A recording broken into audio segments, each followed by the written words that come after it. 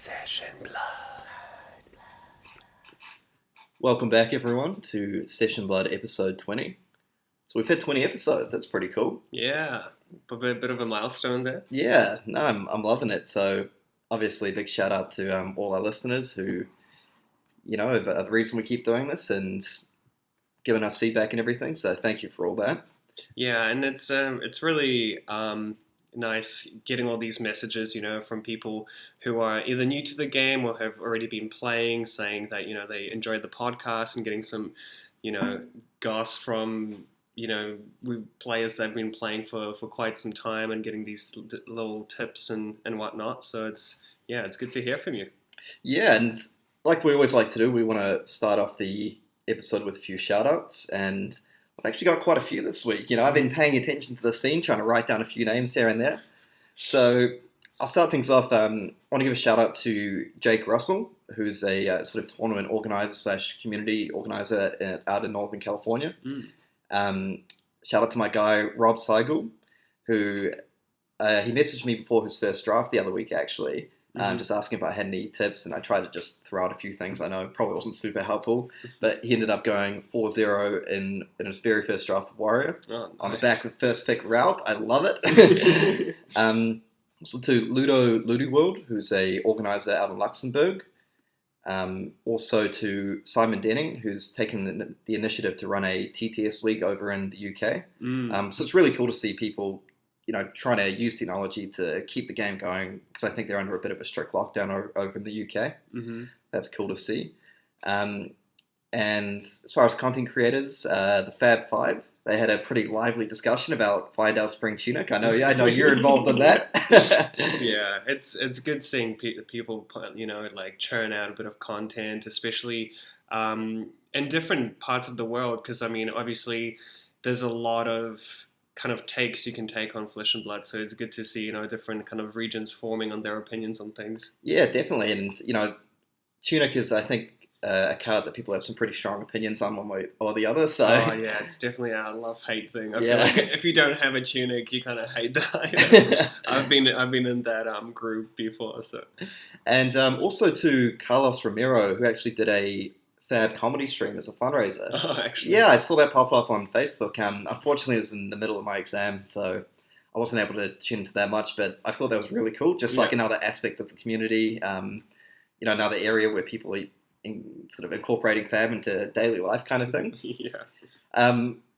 Just a few more, I'm sorry, then I'll pass it over to you. Oh, that's all good. Then Dylan Hunt, who's a big supporter of the game over in Canada. I've seen him pop up sort of from way back when it first started, when the game first expanded to over there. I think that's really cool. David from Union Games Cafe over in the US, also helping to grow his local scene. And Callum Rogers, who's a New Zealand player who I've just, been in discussions with to get a few Cold War weapons that I've been collecting. Told me he's a fan of the show, so big shout out to you, Callum. And last, but certainly not least, is Alan Hale, organised play manager, who is actually expecting a new child. Yeah, congrats, Alan. Yeah, I saw he did a really cool reveal with the blue Sigil of Solace, I think it was. Slightly different, so I thought that was awesome. So congratulations to you, Alan. Now, Carol, do you want to follow up my huge list of shout-outs with yours? Yeah. So I have two main people that I want to give shout-outs to. The first one is Marcin Głowacki, who's a player from Poland. Polska! Yeah, and he's been, repping Runeblade in Europe, and he's just been messaging me about some tips and tricks to Runeblade.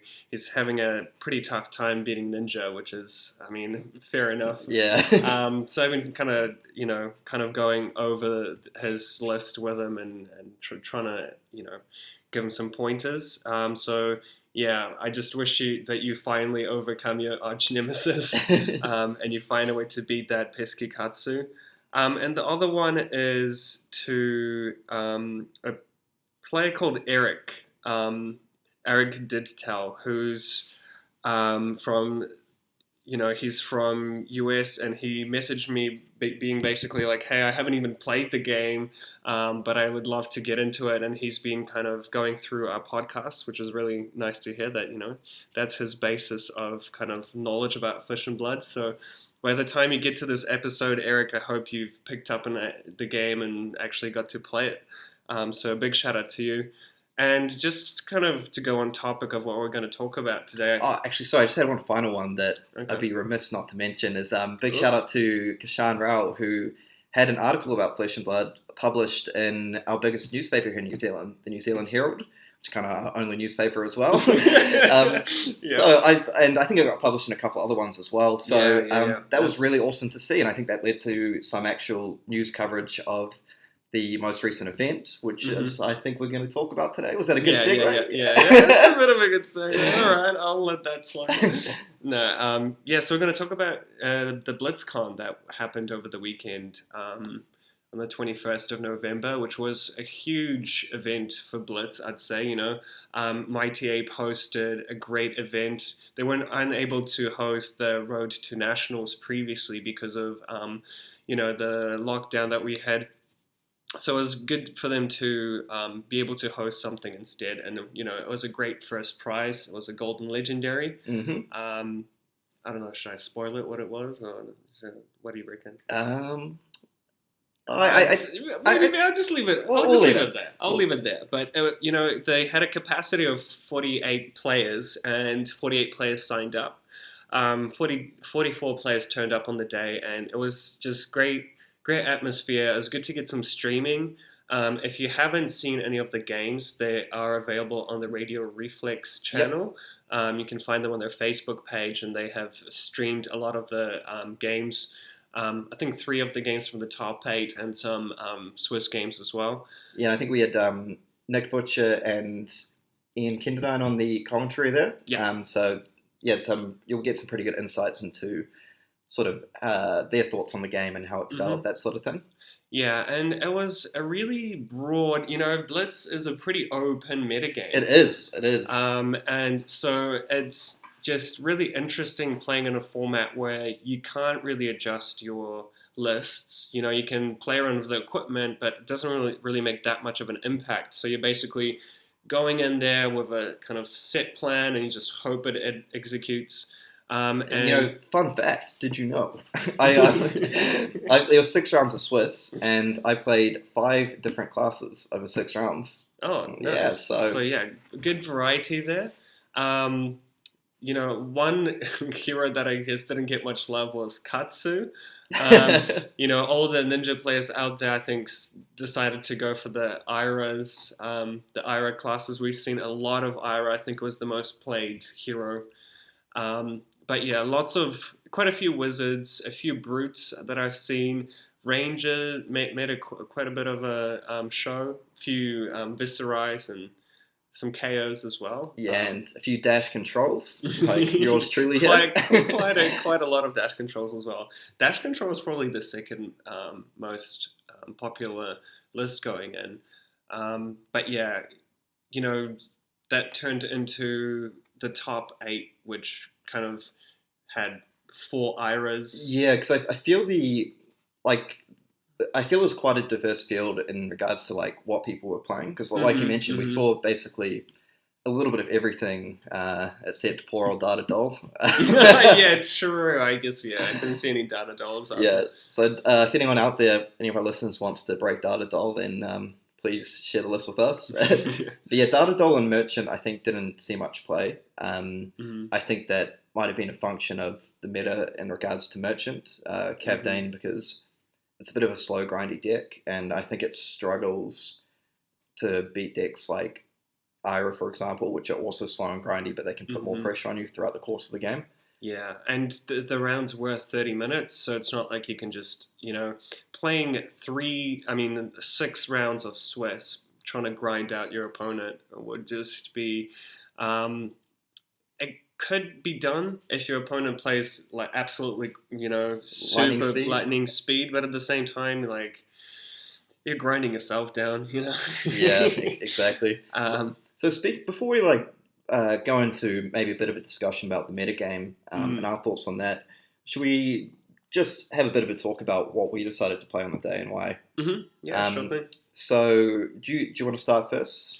Yeah, so me personally, I decided to go for Reiner. It's My because it's the only hero he can play. He's not very good. So. I was tossing up between Reiner and Viserai. I was actually thinking of playing KO potentially as well. But the main reason for me to play Reiner was that basically, as you were saying, it's the deck that I'm very comfortable with. I haven't had much time to practice. I only played a handful of Blitz games before the tournament, so I just thought I did what I'm telling people not to do. Like I'm telling people when it comes to Blitz, you have to really streamline and have a core strategy, and just really go and try and play your own game. And instead, I decided to just take my constructed deck, basically trim it down to those 40 cards and just play that, which probably was the reason why I didn't make top 8. Yeah, go to the classic. I'm playing Blitz. Okay, let me get out my constructed list and okay, -1 copy, -1 copy. I can't run 3. I'll run 2. Yeah. So what did you, as far as Rhino went? What did you feel like some of your good matchups were going in? Because I know we expected to see a little, a fair amount of Ira and maybe a few wizards and stuff floating around. Did that impact on your choice? Did you feel like you had good matchups against those? Yeah, so Ira was actually, it's probably, a matchup that I've found to be a bit 60-40 in Ira's favor. So I did play, I kind of adjusted my list. I played 2 Tomes of Fire and Down, 1 Time Snap Potion, kind of relying on Scab Skin and Gambler's Gloves to get the other tome off, which turned out to be a bit too slow against Ira. Especially the control variants, the chipping away for 1 damage with Kodachi and forcing the blocks throughout the game basically means that you have quite a limited window to actually get a powerful turn off. And instead, I did lose. Ended up going 4-2. One of my losses was to Ira in round 2. I did manage to beat an Ira in round 6, so I think I left it a bit too much to the roll of the dice there. I think I did get rolled, you could say, by my scab skin. So yeah, I was kind of expecting a few more wizards. And that's a pretty good matchup, right? Yeah, so wizard was a matchup I was very confident in, and I've seen in the armories beforehand from a lot of the players kind of choosing to go for dash control. So I was running 2 Arc Smash main deck, which probably was pretty punishing. I was a little bit punishing in other matchups, but it still blocks for 3 and pitches, which is decent. Streamline your list, run 2 Arc Smash. And then I burst only 1 dash control, and it was my good friend Antonio who played the list, and I didn't even end up using my Arc Smash. I ended up pitching it to play something else. I did end up winning that game, but that just showed me that probably wasn't the best choice. What would you say? What was your favorite game of the day, if you have one? That's the thing, though. Even though I was out of the running quite early on, because I won my first round, lost my second round, won my third round, lost my fourth round, which meant that I was 2-2 and I was basically out. Yeah.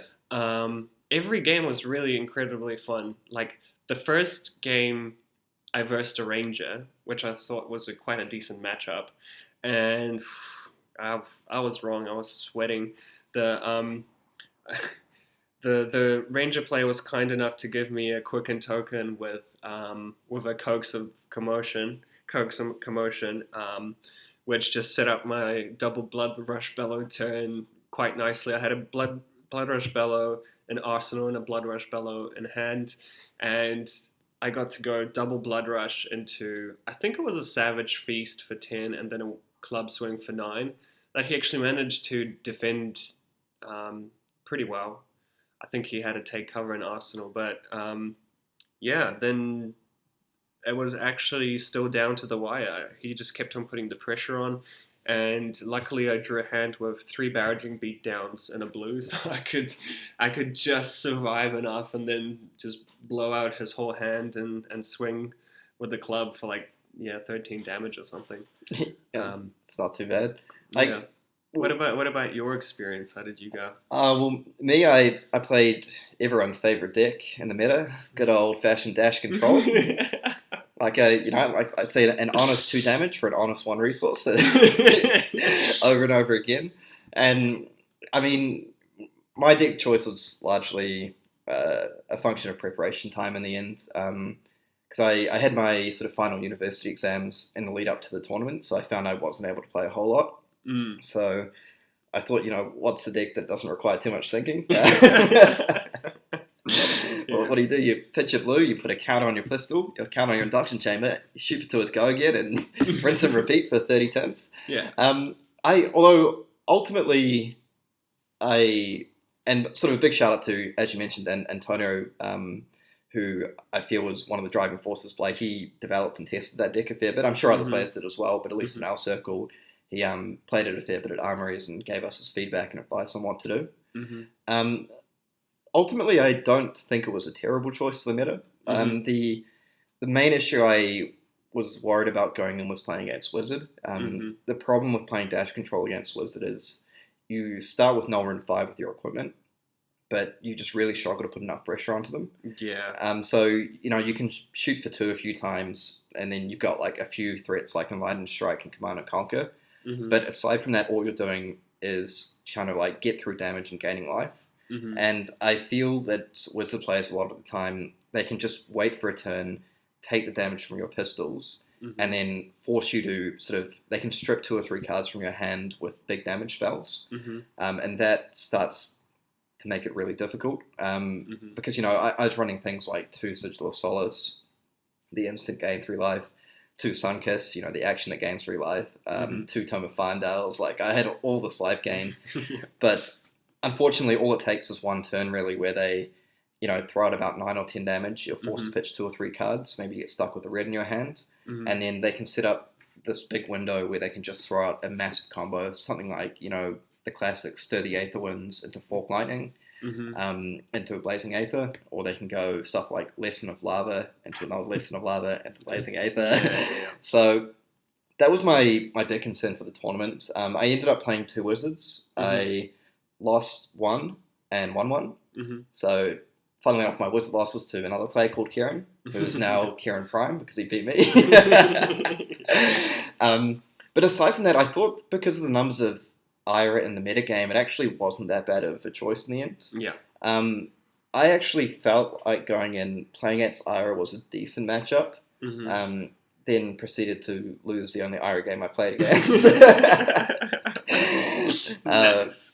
To none other than Matt Rogers. But in saying that, I mean, I feel with a bit more practice and preparation, I feel a deck like Dash Control is actually reasonably well placed if you're playing a meta with a lot of Ira, sort of like Ira Control, Warrior, Guardian, those kind of decks.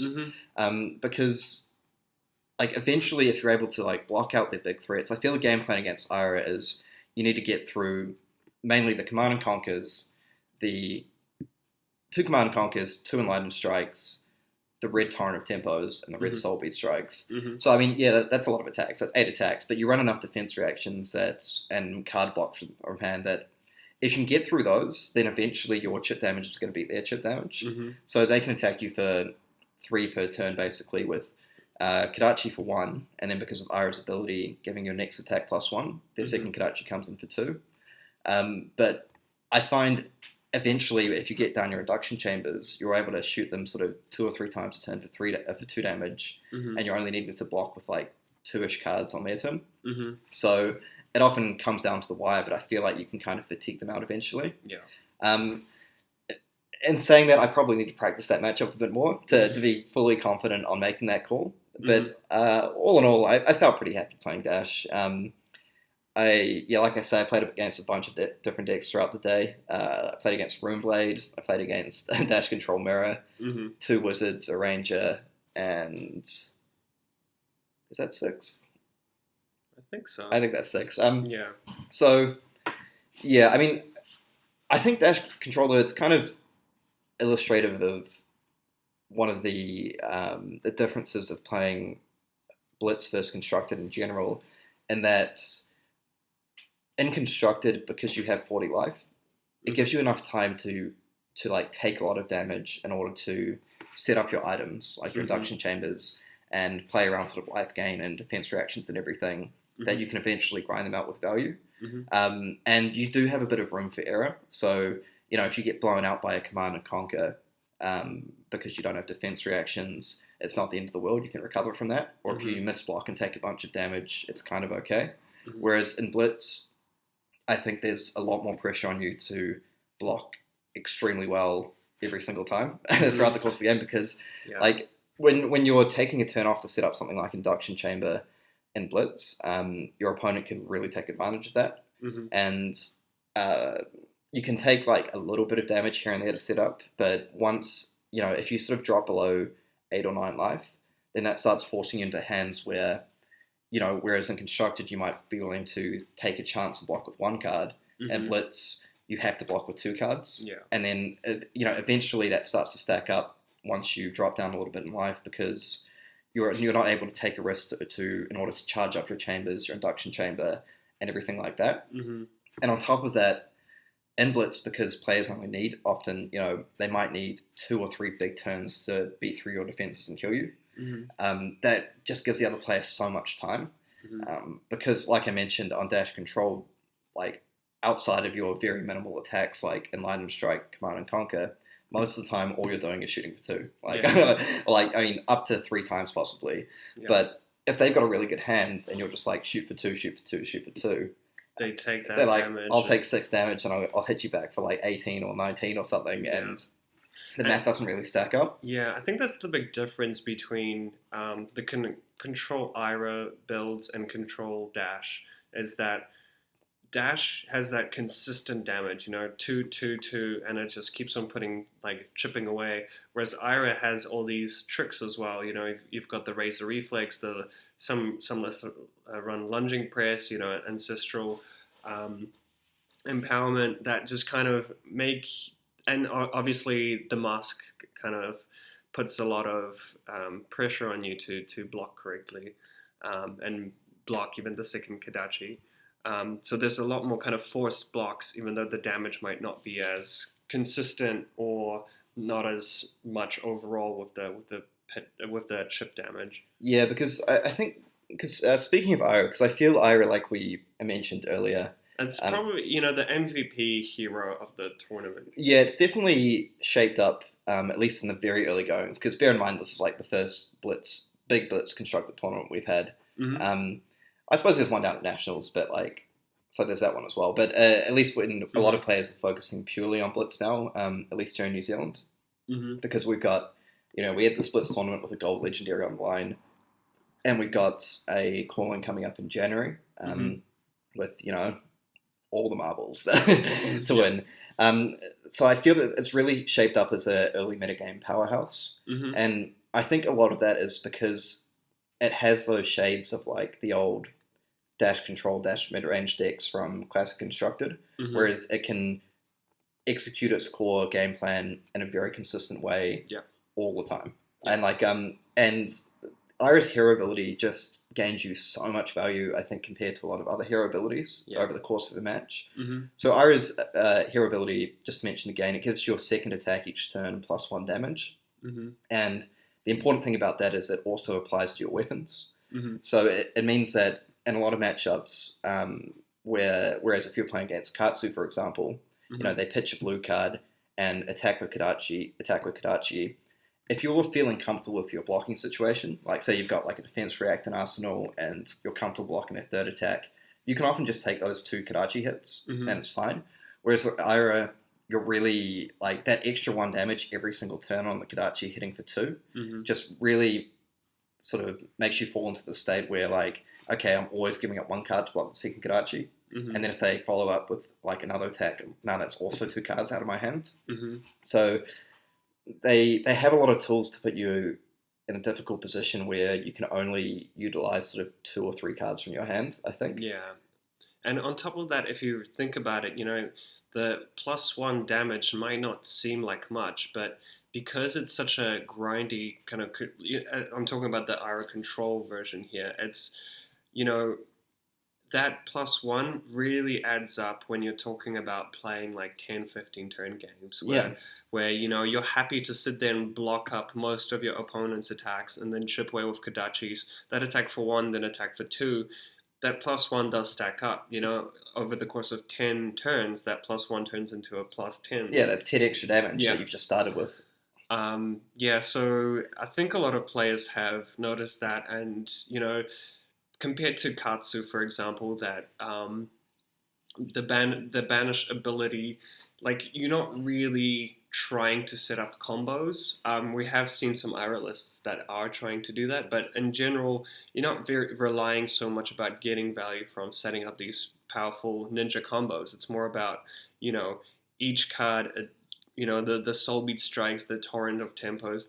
They're great on the offense where they force blocks, because they can go again if it doesn't get blocked, or it blocks for 3, which is a great defensive card as well. Yeah, exactly. And the good thing about the Ira hero ability as well is that it gives you the option to make your opponent's blocks quite awkward, because it gets around the classic breakpoints in the game. So often, for example, 4 damage is a classic breakpoint over 3 damage, because most cards block for 3. But then you almost have like the additional step up in break damage, and that 4 damage is basically the exact amount that most of the premium defense reactions block for.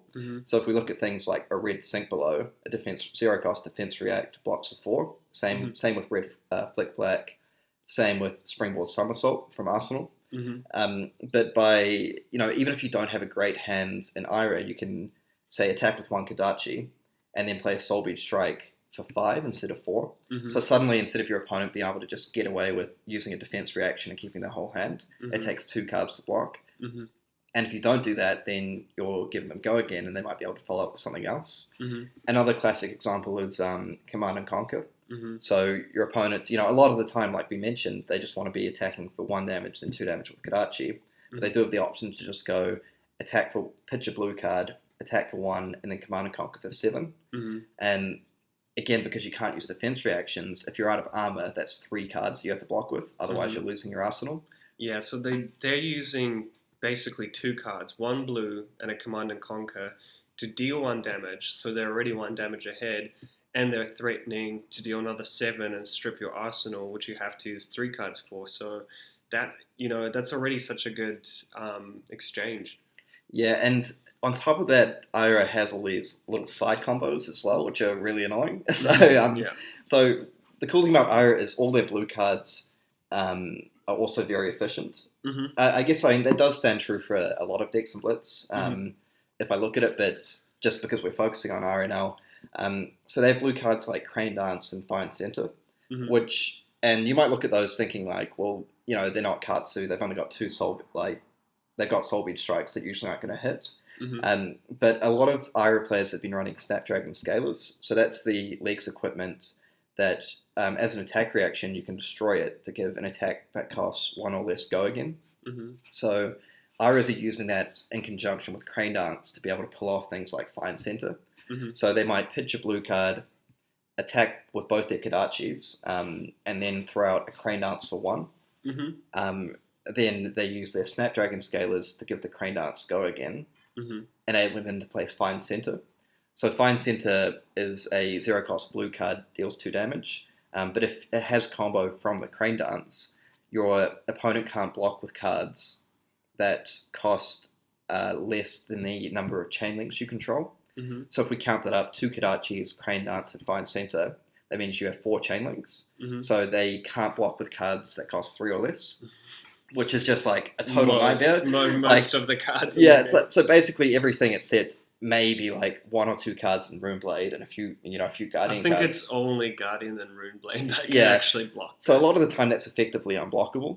And that can either, just by itself, that's going to get you the Zen State token. So that's a token. It lasts for 2 turns. And whenever you take a damage, you prevent 1 of that damage, which is just incredibly good against so many decks. Imagine you're playing Runeblade and they've got to find Zen State token down, all your rune chance down to 0. So they can either just use it to pop off the Fine Center combo, or it can just actually kill you towards the end of the game. Mhm. Because critically, Find Center can't, when we talk about can't be blocked by, resource cards, etc., that includes equipment, and equipment have a cost of 0. Mhm. So, towards the end of the game, So you can't actually block Find the Center with equipment. no, you can't. Oh wow. Yeah, so it gets really frustrating because you think, okay, I'm dropping to kind of low life, but I've got my defense react set up, I've got my equipment, I'm looking safe and sound, and then they pull off this mini combo, chuck a razor reflex onto the Find Center, and suddenly you're dead. That's 5 damage from nowhere. Yeah. And some IRA players, I believe Nick Anderson was running this tech, so shout out to you, a local New Zealand player. We're actually running Heron Sleight as well, which I thought was like really cool because that's basically you're running the exact same combo as that Find Center thing, but instead you're using Heron Sleight, which is 0 cost, deals 5 damage, I believe, with combo. Yeah, so it's naturally it does 3 damage, and if you do hit that combo with Crane Dance, it deals +2, so 5 damage total. And your opponent has to name either. You name either a non-attack action or attack action, and they can't block with that one, right? Yeah. So effectively, and the reason it's so good in this metagame as well is something like Heron Sleight. If you're playing against Wizard, they're not going to be running any attack actions at all. Yeah, so it just basically makes it unblockable. So it's totally unblockable. And the same thing with Ira, because I realized I was kind of thinking back, like Ira doesn't run any non-attack actions, I'm pretty sure. They're on 0, so... Yeah, Ninja is a class that actually doesn't have any class non-attack actions. Oh yeah, that's true. Fun fact. Fun fact. So, on top of all the consistency factors we talked about earlier, just having all these little, like, chip damage over and over again, we find IRA players also having these little late game combos that can just win the game from nowhere.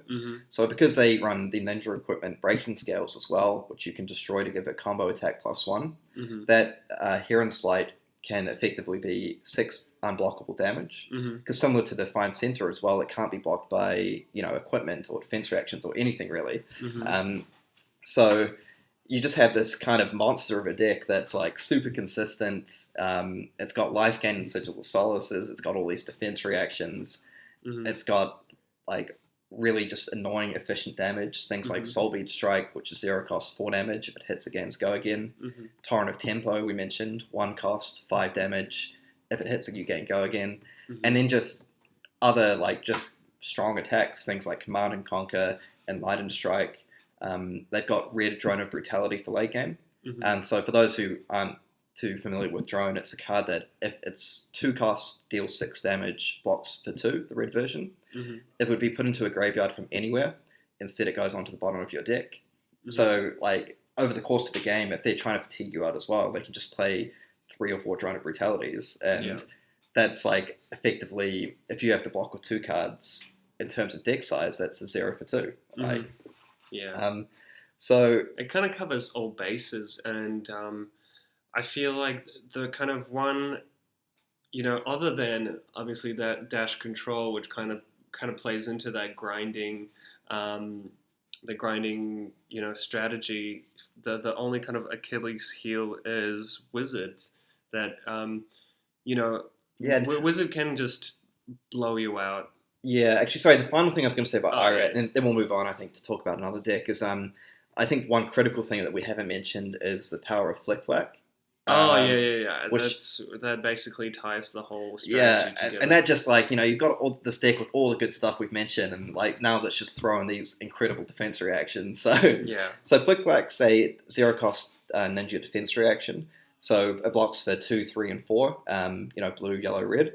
So they run the blue and yellow blue and red copies. But the additional effect of it is when you block something with Flick Flack, the next attack you block this turn, if it's a combo card, it gains +2 defense. So Ira's got like a bunch of these like cards with combo on, just like blue cards and stuff like that. So they can like block one of your first or second attacks, and then your next big attack that comes in, they can block for 5 with 1 card. And it's just, that's so much value. It's just so much value. There's so many decks in the format that like you want to follow up with a big attack as well. Even things like dash control, they can block your second gun hit for 2, and it shuts down. You'd be able to use like an Enlightened Strike or Command and Conquer. And I'm sure it's similar with like a ton of other decks, like Warrior opening with a Scar for a Scar. Maybe Runeblade opening with a Rune Flash, Ranger opening with any going in attack. So, but it's basically just like a really good defense reaction that can catch out everything. So yeah, but I guess you're right. Like, moving on from Ira, because I mean Ira, and I guess should we talk about the aggro version? Maybe we'll circle back to that. I think we can. Yeah, we can mention go into kind of the top 8 because. The top 8 for this tournament, we saw 4 Ira players making it, and that's probably the point why we're stressing so much about this hero. The top 8 was composed of 4 Iras, 2 Warriors, 1 Wizard, and 1 Guardian or Bravo. And yeah, so there were two Dorinthias and Kano as the heroes. And I think the cool thing about the top 8 in terms of the 4 Iras is they were all playing a different version of the deck. You had Matt Rogers, who was playing a very grindy control version. Yep. And I guess his kind of unique thing was that not only was he running 2 red sigils, he was running 2 yellow sigils as well. Probably a nod to the Wizard matchup. Yeah, and this is a card that is, compared to Classic Constructed, I feel much stronger in Blitz, just because of your life total is already lower. So, gaining 2 or 3 life compared to in Constructed, it's a much higher percentage. It's basically 4 or 6 life, Yeah. So if you draw those, on turn 1, that's just an extra kind of, barrier of life that you have over your opponent. So I think that was a really cool addition because Iris match up against Wizard. So the extra life gain really gives you a strong buffer of life to get blown out by like a Wizard spell combo. And also, I think on top of that, it's also quite good in the Ira Mirror, I feel sometimes, because putting a Sigil of Solace down in Arsenal, it means if your opponent drops a big Command and Conquer, you're not really forced to block. Yeah. Like, if your hand's quite good and you want to hold it, you can maybe just block with 1 card to prevent 3 damage, play your Sigil from Arsenal at instant speed, and then that really wipes out the effectiveness of Command and Conquer. Yeah. And it also gives you a lot of room to bluff. Like having a sigil in hand or a sigil in arsenal gives you, you can attack with something like, I don't know, Soul Beat Strike, and you might get your opponent into a state where like they feel like they have to overblock just in case it's a Razor Reflex or something like that. So it does give you that room to bluff and hopefully get your opponent to kind of create misplay situations. But yeah, Matt was also running a yellow Turn of Tempo, which is just that awkward block. Awkward card to block, One costs 1 resource point and attacks for 4, which, if your opponent doesn't run any defense reactions, like this is already just an annoying card to block. He was running the drones to kind of prepare himself for late game. So a lot of things that kind of make the list better in terms of whether it's the mirror match or whether it's that matchup versus Wizard. Yeah, and I feel, because him and Jacob, I feel, are playing fairly similar decks, but I think Jacob was running the Whirling Mist Blossom. Yeah, Jacob's list was a little bit more mid-range. It kind of goes, he had 2 Razor Reflexes compared to Matt's 1. He was running the Whirling Mist Blossoms, Ira's only specialization card. Yeah, so that's a 1-cost yellow card. If your last attack it deals 2 damage. If your last attack has hit this turn, I think is the conditional part. That the Whirling Blossom needs to hit. Oh yeah, so if the Whirling Blossom hits, you draw 2 cards. You draw 2 cards. Yeah, and and that's like a really annoying card to block as well, because it's one of these things that when that's your second attack, it attacks for 3, and all it takes is either a lunging press, an ancestral empowerment, or a Razor Reflex, and then you get basically blown out because if it's the second or higher chain link in a row to hit, and draw Okay, yeah. two cards. So, Yeah. so basically, you have to hit with one attack first with Miss Blossom, but Mhm. like Harold was mentioning, it sets up a really awkward blocking step where you pitch a blue card, you attack one with Kodachi, and then you play your Miss Blossom for 3. Mhm. And the problem is, if you don't have a defense reaction, that's quite often forcing a 2-card block, Mhm. because it's unless you have like an incredible read that they don't have the Razor Reflex, like that, Mhm. you've seen them be pitched to the bottom in the graveyard, something like that. Mhm.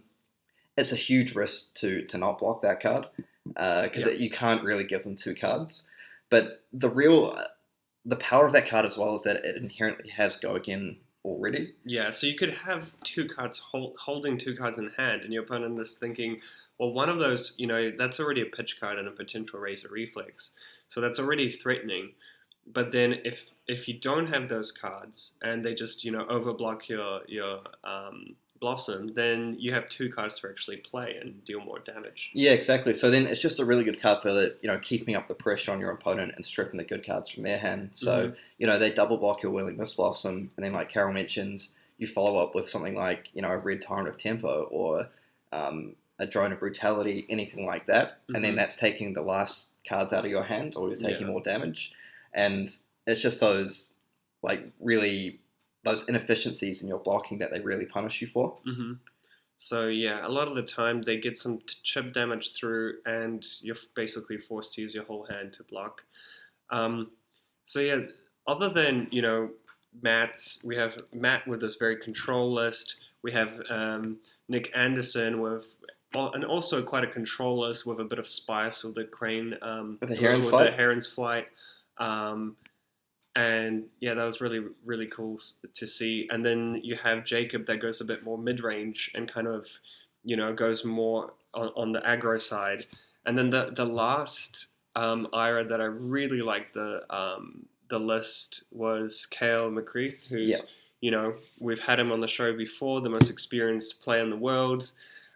He did a surprise number on us because he always talks up his Bravo and he's a Guardian player through and through, and then he busts out this ninja list that is completely aggro. He was really building on that Iris ability to give +1 to get big combos out using cards like using the whole leg tap chain. So we saw him using red leg taps, yellow leg taps, into Raising Knee and setting those up with Art of Wars as well. And he had stuff like Plunder Run, Razor Reflex, it's, and the really cool thing, how we mentioned breakpoints earlier. Ira's ability is also just super efficient in that deck because not just you can have the whole Kodachi chipping away strategy, but on top of that, it makes things like he has Red Head Jab, which hits for 3, and so with Ira's ability that hits for 4, and so suddenly a card that usually you just block with 1 card, now it's like, damn, I've got to block this with 2 cards or a defense reaction. And yellow leg tap, like you mentioned as well. Suddenly you basically have 4 red leg taps in your deck because they're hitting for 4 damage. And it just sets up these huge turns, and obviously cards like Whirling Mist Blossom, which are just incredibly good in aggro. But you have these turns where you can just, open your turn with Plunder Run and then just get right into it. You can drop, he is running things like Ravenous Rabble, so 0 cost, 0 cost 5 damage, and then reveal the top card, and it gets -X, where X is the pitch value. So most of the time, that's a 0 cost 4 damage attack in that deck. So you can go stuff like Plunder Run into a Ravenous Rabble for 7, and then that's just really annoying. It's do I block that with 2 or 3 cards, and then they follow up with a League Tap for 4, and then you also have to block that because Plunder Run's ability means that the first card that hits this turn draws you a card, and so if you can't stop that, the Ira deck's just going to keep on going and going and going. Yeah, and so it was a hyper aggressive list, and I think Art of War really brought it all together. With he was using the vest. Of the First Fist? Yeah, Vest of the First Fist as his equipment over the tunic, just because of how quickly he wanted the game to end, and that just kind of gives you that 2 resource. So Vest, basically, if an attack hits, you can destroy it, and then you gain 2 resources. And it gives you 2 resources. And the good thing is as well is because that's not it's a triggered ability, not an activated ability. So as opposed to something like Hardened Cross Trap, which is a bit more inefficient because it makes your next attack action cost 2 less. So most of the time you've only got 1 cost ninja anyway. And on top of that, that's a non-attack action that breaks the combat chain. Whereas with Vest of the First Fist, it just gives you a flat 2 resources to use however you want, and it doesn't break the combat chain. So, you hit with like a rabbit, like, I don't know, if you hit with your leg tap, you can crack the Vest of the First Fist to get 2 resources, and then still go Rising Knee Thrust with the combo, and then Blackout Kick with the combo, so it doesn't break those chains. And I thought that was a really cool list. I feel like I might try build up a version myself of that at some point. Yeah, definitely. And another interaction that Kale mentioned to me is that because of Ira's ability, like we keep going on about, your blue Rising Knee Thrusts, which usually with combo they hit for 3 damage, so that's classic, just block with 1 card to stop it. With Ira's ability, that hits for 4. So if you open with a red leg tap for 4, and then you just have a blue Rising Knee Thrust, you've thrown out 2 attacks for 4 damage, both with Go Again, for 1 resource. Yeah, and I mean, that just makes Mask Trigger so much more threatening. Yeah. Because chances are that they would have blocked the first one probably for 3, blocked the second for 3, so that's that 1 pitch damage. You get some damage through, and you're threatening Mask. So I think it's a list that constantly puts pressure on your opponent, even more so than the control list, where sometimes you get into situations where you do draw those flick flacks when you want to go on the aggressive sometimes. So yeah, this is just a list that really punishes bad blocks, creates really good scenarios for getting damage through, and really pushes through those mask triggers and strips your hand basically constantly. Yeah, I suppose if we move on from Ira to talk about maybe Wizard next, because Wizard say and just a quick note on Ira, like it kind of dominated to a fairly strong extent, like the first Blitz tournament we've had here. But everyone, like including I feel the developers, have said that the Blitz metagame is still quite open. Yeah. So I mean, people might have been going on to Ira as like their comfort pick because it's super consistent. Yeah. But that doesn't mean there aren't a whole lot of decks out there we haven't seen yet that are also very strong. So don't be like put off developing a new deck saying I just want to play Ira. Like if you think something's cool. Yeah, definitely. And it kind of shows as well. I mean, we're talking about, these 4 players that top 8'd with Ira. They're known to be consistently, great players, and I'm sure that if they picked up any other list or chosen any other hero, they would do really well as well. Yeah, well, those 4 Ira players, to put it in context, I think they're all ranked in the top 15 in the world. Like, I know Matt's number 1 on the ELO, Jacob's 3rd, Kale's, I think, in the top 10, I'm pretty sure, and I'm pretty sure Nick's in the top 15. So, yeah, like, I mean, yes, they picked Ira, and yes, that probably indicates it's quite a strong deck, but they, those players are probably looking at different decks now as well, being like, how can I play a deck that beats Ira, and what actually beats the format? So don't feel confined by the fact that it did so well.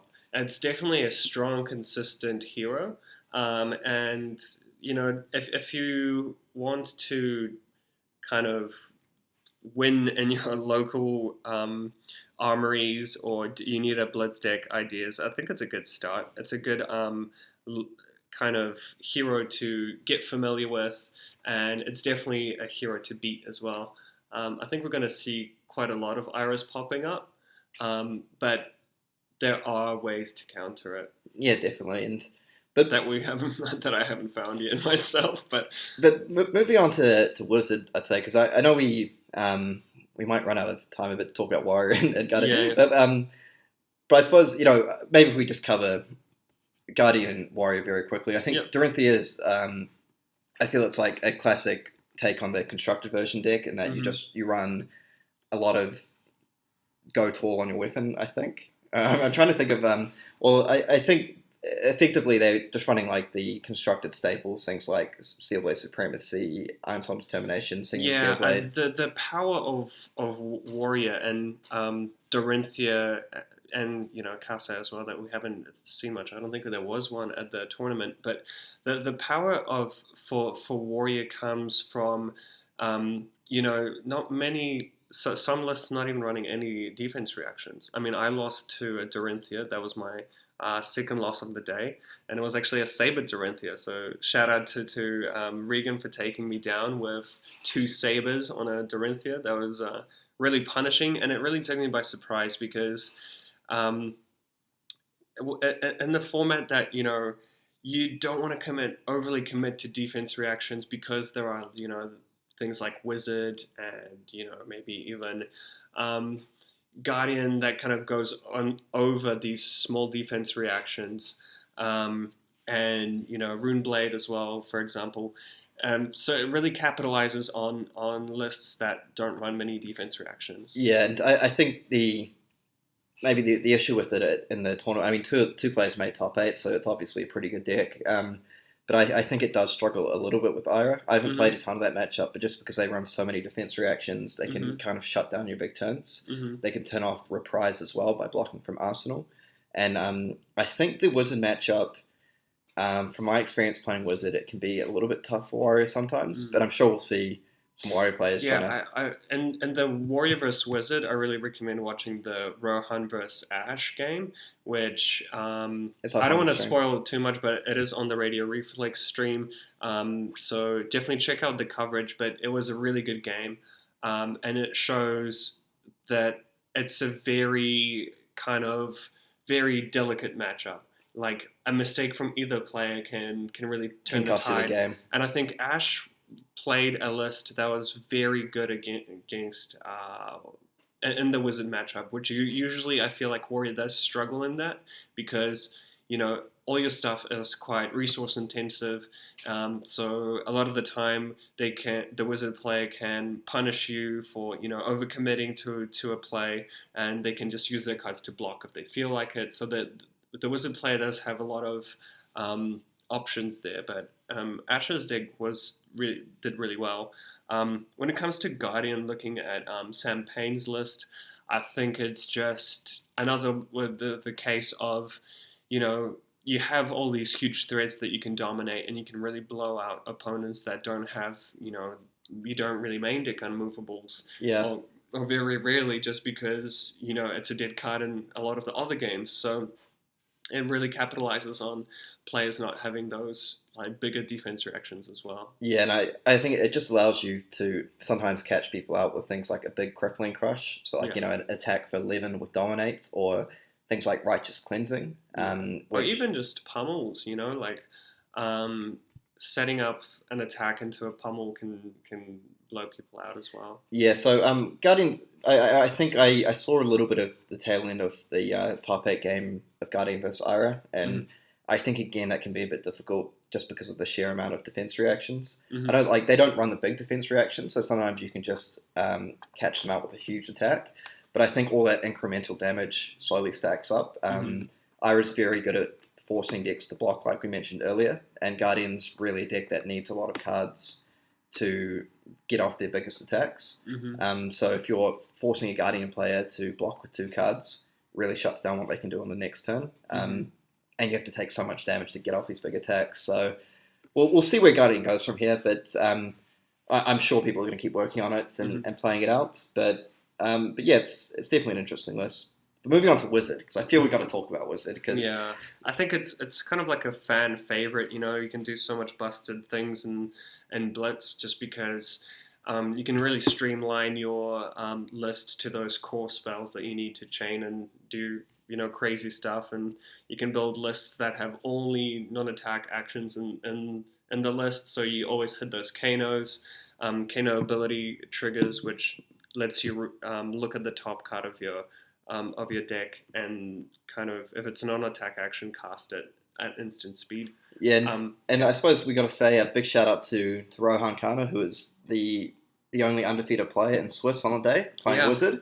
So he went 6-0 in Swiss on the Wizard, beating a lot of different decks along the way as well. I think he beat a couple of Ira decks along there. I think he played... I know he played against Warrior, at least. I don't know all of his games, unfortunately. But yeah, I think he really showcased the power of that Wizard deck, and I feel it's a deck that if I had a bit more time, I would have been quite keen to play as well. I think, like Carol mentioned, the real Kano is very strong in Blitz because of that streamlining that you're able to do. Mm-hmm. You can just basically cut all your defense reactions and just run a list with all non-attack actions, so your Kano is always going to hit something. Mm-hmm. Apart from I have Ophidia, which allows you to opt to, and that's I've a seen gem. people even cut that just so you don't hit those.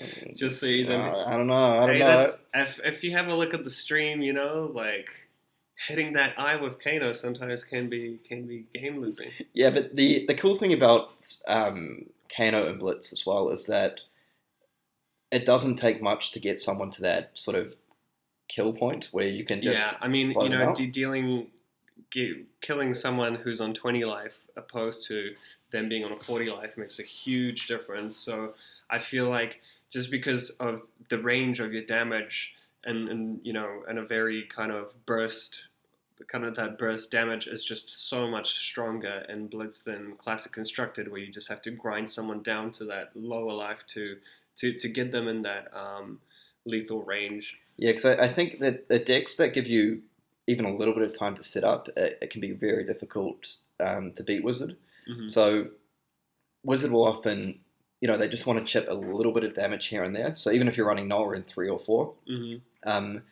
Wizard, like if a Wizard player plays, say, a red Voltic Bolt with their Crucible of Aether Weave, so their weapon, you pay 1 resource to give your next arcane damage spell +1, mm-hmm. and so Voltic Bolt 2 cast hits for 5.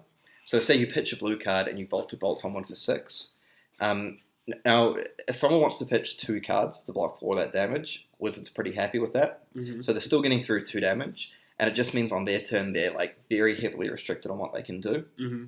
I think Wizard players often, they want to set up windows where their opponent has sort of maybe 1 card left in hand, and then they can play at instant speed using their hero ability or their Storm Striders to set up like these massive combo attacks. Mm-hmm. So the sort of classic Wizard one is they use Stir the Aether Winds, which is a 2 cast. You can play your next Wizard spell as an instant, and it gives it +3 damage. Mm-hmm. So they use that with their Crucible of Aether Weave and their Metacarpus nodes, which is like basically another version of Crucible, which you can use for multiple spells each turn, but only once, and then it gets destroyed. But basically you use those. So you play your Stir the Aether Winds for 2 resources. You spend 2 more resources to give your next spell +2 damage. Mm-hmm. So now you're up to +5 damage. And then you play a Forked Lightning for 14 damage. Mm-hmm. So Forked Lightning, it deals 2 damage and 2 damage, which means that every bit of arcane damage effectively doubles up on Forked Lightning. Mm-hmm. So, they just drop this big Forked Lightning for 14 with Blazing Aether. So even if you can block like 4 of that damage on the initial Forked Lightning, you're taking 20 damage that turn. And like the thing is, if you go down to say 8 or 9 life, that's just going to one-shot you a lot of the time. Mm-hmm. So Wizard players are able to set up this game where they restrict what you can do by stripping your cards with arcane damage, and all in the meantime they're just sort of playing for this big hand where they can hit you for 15 or 16 damage. Mm-hmm. The equipment card that really enables that is the Wizard Legendary, Storm Striders. So that allows you to pay 1 resource at instant speed to destroy it, and play your next Wizard spell at instant speed, which is just a nightmare to play around. So that like once you drop to about 10 life, it just means kind of you're in the danger zone. You're in the danger zone because you need to put pressure on the Wizard to like stop them just infinitely setting up. Mm-hmm. But the more resources you spend to put pressure on, the bigger opening you're giving them to actually just kill you at instant speed in your mm-hmm. turn. Mm-hmm. So I think we saw Rohan use that to good effect against a few Ira players during the Swiss. Mm-hmm. He did lose his semi-final to Matt against Ira. Mm-hmm. That game was a bit of a crushing defeat in the end. Yeah. But I feel that wasn't fully representative of how the matchup goes. Mm-hmm. I mean, credit to Matt for playing it extremely well and keeping Rohan under constant pressure throughout the game. Yeah, and it showed the power of those like extra sigils that Matt put in, like really kind of giving himself a life buffer to not get blown out by a powerful Wizard combination. Yeah, and it just shows how the margin for error is so small in Blitz. So Rohan elected to go second because his theory for that is he wanted to block out the Ira's attacks on turn 1, mm-hmm. and then he wanted to strip at least 1 or 2 cards from the Ira player's hands on his mm-hmm. first turn.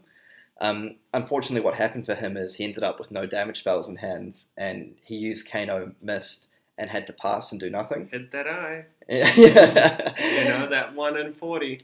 So then what happened on Matt's took full advantage of that by he played an Enlightened Strike with Go Again, I believe, and then played a Razor Reflex on that. Mm-hmm. So then that got through. So I think he attacked with Kodachi, played an Enlightened Strike, got through, ended up getting through for 6 or 7 damage, followed up with a Command and Conquer, stripping the rest of Rohan's hand. Mm-hmm. So then at this point, Rohan's down to about 7 or 8 life already on turn 2. Yeah. Matt's on something like 23 life from the Sigil of Solace. Yeah. And from that point on, you've got such a big life lead that it really pressures the Wizard player to block every turn. Yeah. And it just doesn't give you that window to set up. So I think that's kind of one of the effective strategies. If you want to beat Wizard, you need to be able to consistently pressure them in order to not just give them infinite time. Yeah.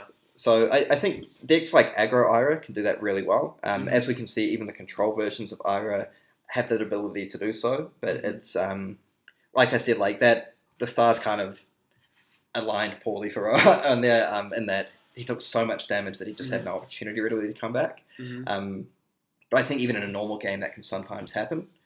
So, like, whilst Wizard is definitely, I'd say, still a huge powerhouse, because I think it has really good matchups against decks like, even decks like Runeblade, decks like Warrior, Dash Control, Guardian to a certain extent, and even Control Ira. Again, I haven't played it enough, but from speaking to players, I mean, there's a few different opinions, but I think Wizard players seem to think it's not a terrible matchup. It is winnable.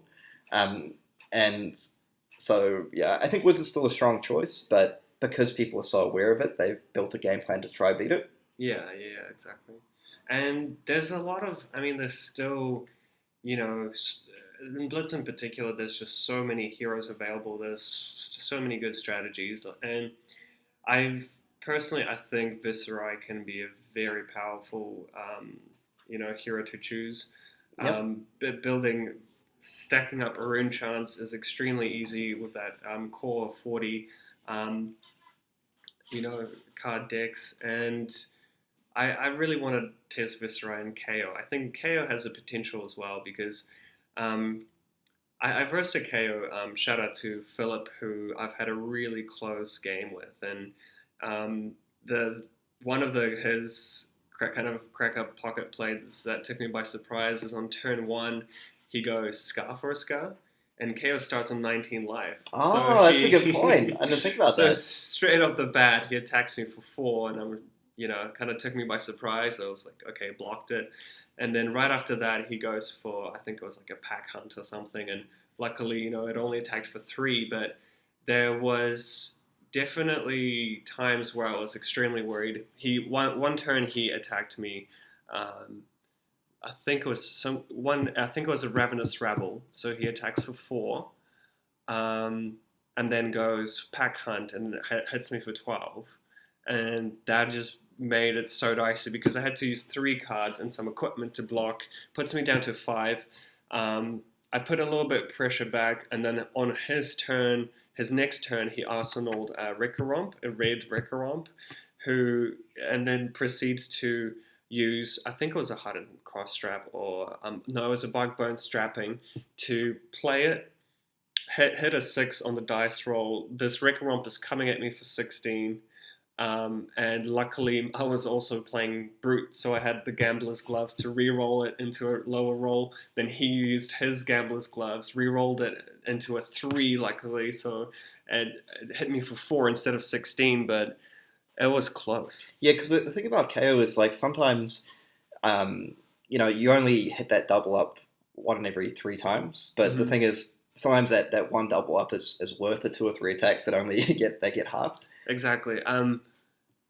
The attacks that do attack for, the low attacks it kind of gives your opponent a window, but then all it takes is that 1 big attack and then you have the tempo back. So it's a really interesting, I'm still trying to figure out how to abuse that, ability to just gain that tempo massively. And I think it could work with things that attack for not necessarily 6, you've seen the Scar for Scars, you've seen Rabbles, maybe Swing Fist thing later. Yeah. I think that's a card that kind of seems to do a lot in that list. And yeah, just these cards that like that could be a way to build KO. Like you mentioned, things like Life for a Life, Scar for a Scar, Ravenous Rabble. These cheap red cards that hit for 4 damage and have go again. So it kind of means that you at least force some blocks out of your opponent's hands. And that way, if your follow-up attack does get halved, you've still at least taken sort of 2 or 3 cards out of their hands, rather than just playing one big 6 cost and rolling a 2 and it hits for 3, and you're like, oh, that feels a bit bad. Yeah. And for me, another kind of really cool card that I think works really well is the Barraging Bighorn. Yeah. Because Barraging Bighorn, if it doesn't get double blocked, it gets go again. Which means that even if it attacks for 3, you can get that go again and attack with your club for 5, unless they double block. So it puts an opponent in like a tricky situation. But if you do hit it, then you're swinging for 12. Yeah, that's great, because Barraging is like a perfect example of a card that the downside isn't that bad still. Because like Carol mentioned, you miss on the dice roll, then like if they block with 1 card, then it's all good. Like you just follow up with the club swing anyway. Yeah. So there's I think there's a lot of cool decks out there. You mentioned Viserai as well. I think Viserai's a cool deck in Blitz that it's very easy to get like 4 or 5 rune chants on turn 1. Anything like you can pitch an Arknight Shard, the Runeblade Fabled, to activate your grasp of the Arknight. So then effectively you get 2 rune chants out of that. Play Read the Runes and you're up to 5. Or because you're on 40 cards, there's so many things. Like you have Become the Arknight, which you can play that as 0 cost blue card. You can discard an attack action, a Runeblade 1, to search up a non-attack action. So on turn 1, again, you make a rune chant token with your Grasp of the Arknight. You play your Become the Arknight, fetch up a Read the Runes, play that, and suddenly you're at 5 rune chants. And just being able to do that on turn 1 means that, like, at any point later in the game, if you draw something like a Arknight Ascendancy, Ninth Blade of the Blood Oath, you've just got that online and ready to go. And, you combine that with things like your Bloodsheath Skeletor, which you can destroy to make your next non-attack and attack action cost 1 less for each rune chant you control. And, suddenly you've got 8 or 9 rune chants that you've spent the game stacking up. Your opponent has this big turn, you block with 3 cards. You use your Bloodsheath Skeletor to play a Slogism and an Arknight Ascendancy for free. And suddenly you're hitting, with 10 rune chants and an 11 dominated attack. And everything's good in the world. Like follow that up with a Rattlebones for another attack and another Ascendancy. Yeah, so like there's so many cool decks out there. I mean, I reckon there's probably a good aggro Katsu deck that people haven't really looked at building yet. Yeah. So I feel like our main thing we want people to take away is that, like, we wanted to give a good breakdown of a snapshot of the meta as it currently exists. So, we want to be straight up and honest with you. Like, Ira is very good right now. Wiz is still pretty good. Some of the other decks are probably struggling a little bit, but that is 100% not set in stone. Like, if you are working on a deck out there and you think it's really good and you've practiced and it's crushing the metagame, then honestly, it probably is pretty good. And that's another element of surprise. I feel like now that Ira lists are out there and they should be available on fabtcg.com shortly. Once the lists are out there and everyone's very aware of that, it becomes a lot harder to break through with those lists. Even though it's a great deck and it's very consistent, every player is aware of what you're trying to do, and I think people will start adjusting accordingly as well. Yeah. So that's the cool thing about Fab. I feel like the metagame it does. Well, I want to say it develops quickly, but I'm thinking like there have been a few periods where the decks have dominated. But I think particularly in Blitz, because there's so many heroes and so many strategies, is that like I'd be very surprised if like come January for the calling, we see like 5 Iras in the top 8. I'm calling it right now, it's not going to happen. There'll be 1 or 2 Iras max top 8. Yeah, and I mean, I still think Ranger is a powerful class. People haven't really explored Benji that much. Yeah, well, I mean, I've heard good things overseas. I haven't seen much success with Benji locally here in New Zealand. Well, a little bit of trivia for listeners who are still with us at this point is that James White, creator of the game, actually turned up at an armory a couple of weeks ago playing none other than Zalia on Ranger. Oh, really? Yeah, so I think Rohan was there and told me about that. So you know, if that's not an endorsement, I don't know what is. Yeah.